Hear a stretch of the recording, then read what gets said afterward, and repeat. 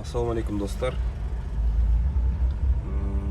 Яндекс грузовойда бір күнде қанша табуға болады деген видео түсіргім келіп тұр. Міне өзімізде Яндекс грузовой деген тарифке қосылып болған. Chevrolet Damas машинасы, автокөлігі 2023 жылғы. В общем, бизнесмен болайын деп жүрсің ба, короче. Сол қазір сағат 8:30 заказ күтеміз. Бәрін салып отырамын.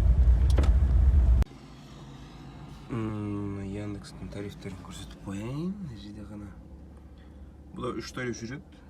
Грузовой, доставка, курьер деген. Доставканы өшірсең, доставканы өшірмесең, көрінген жаққа кішкентай заттар тасып кетесің. В общем, бір апта болды, осы екінші апта басталды. Осы аптада 2 күн істедім. 41 мың теңге болды. И то ол көп істеген жоқ.